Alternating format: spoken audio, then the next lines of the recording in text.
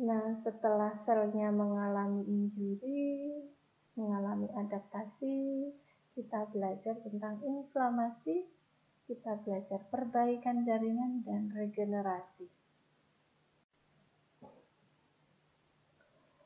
Yang menyebabkan inflamasi apa saja? Bisa kanker, penyakit kardiovaskuler, penyakit pulmoner, artritis, autoimun disease, penyakit neurologika, diabetes. Nah, ini menyebabkan inflamasi.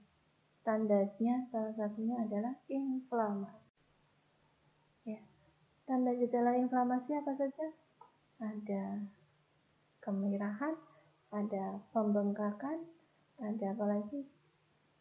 Nyeri, penurunan fungsi, dan rasa lebih panas. Bisa lokal, bisa seluruh tubuh. Kita bicara proses inflamasi, ada tusukan, splinter, ada tusukan. Nah, di jarum tersebut ada kuman patogen, bisa bakteri, bisa virus, bisa fungi, ya, masuk ke kulit yang terkoyak. Maka akan didekati oleh sel mas. Nah, ini sel mas. Dan yang biru, yang satu lagi ini sepertinya lambang dari makrofag, ya. Baik sel mas maupun makrofag dia akan melawan mikroba tersebut dengan mengeluarkan agen-agen, sinyal-sinyal kimiawinya. Protein-protein proinflamasi. Contohnya mengeluarkan apa? Tromboksan, mengeluarkan prostaglandin tadi, sitokin. Ya. Tujuannya, untuk mendegradasi langsung atau gambar yang kedua, memanggil bala bantuan, sel-sel fagosit, ya, memanggil neutrofil, itu yang kuning-kuning neutrofil, untuk membantu mereka, sehingga bakterinya atau mikrobanya bisa kita hancurkan semua. Itulah proses inflamasi.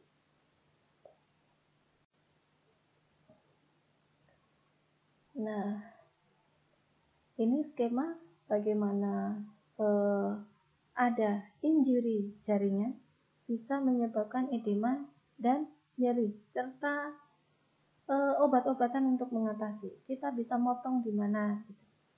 Ada kerusakan jaringan, aktivasi sel mas. Sel mas tadi ngapain? Yang biru-biru tadi ngapain?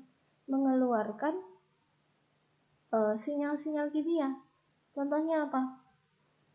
Serotonin, histamin, juga mengeluarkan asam arakidonat. Asam arakidonat itu adalah bakal dari membentuk prostaglandin. Dirubah oleh enzim COX-1 ataupun COX-2. Siklooksinasi 1 atau 2. Ya. Kemudian asam arakidonat juga bisa untuk memproduksi mensintesis leukotrien.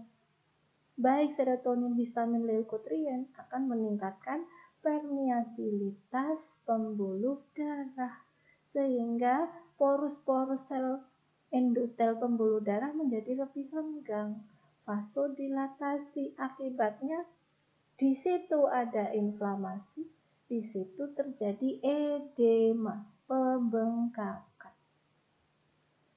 Atau dari injury cell kita bisa aktivasi sistem kinin.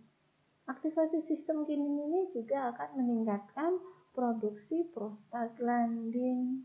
Jelas prostaglandin akan merangsang nociceptor, reseptor nyeri, ya, sehingga timbul nyeri.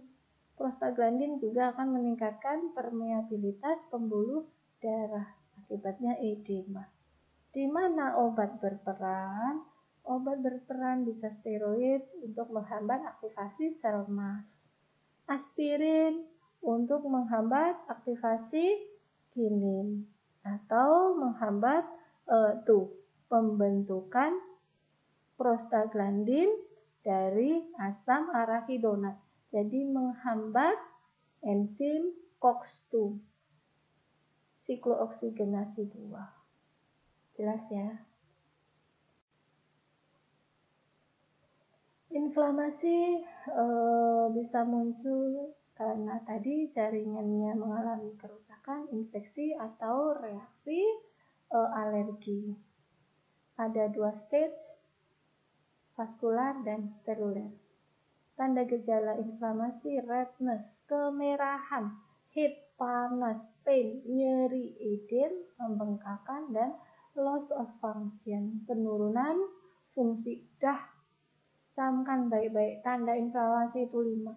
Prosesnya kayak gimana, Bu? Tadi lihat pathway dari inflamasi. Ada pembagian inflamasi kronik, dia lebih dari 2 minggu, telah melewati batas fase akut, tanda gejalanya memburuk, tubuh telah membungkus patogen tetapi tidak dapat menghancurkannya. Contohnya, Mycobacterium tuberculosis. Ini bisa menyebabkan jaringan parut, perubahan anatomi, bahkan fungsi dari paru-paru. Nah, kalau ada injury, berarti ada proses perbaikan jaringan. Ya, kita lihat dari yang paling kiri, ada lapisan epitelium, ada lapisan submukosa. Ada kerusakan di lapisan epitelium, ya. Kerusakan tersebut bisa atrofi, ya, atau mengganggu proses regenerasi sel epitel. Kemudian ke bawah ternyata koloni bakterinya membanyak, membesar, ya sudah terjadi jaringan yang lebih luas, atau dia bisa sembuh kalau tidak ada koloni bakteri. Jelas sampai sini ya? Semoga pembelajarannya. Oke, kita akhiri. Silakan kalau ada yang ingin berdiskusi, kita aktifkan forum chatnya ya. Semoga menjadi ilmu yang bermanfaat. Mohon maaf bila ada salah ilmu yang saya sampaikan. Kita akhiri. Wassalamualaikum warahmatullahi wabarakatuh. Kita akhiri pembelajaran kita tentang dasar patogenesis penyakit. Semoga bermanfaat. Kalau ada ilmu yang salah saya sampaikan, saya mohon maaf. Semoga bermanfaat. Wassalamualaikum warahmatullahi wabarakatuh.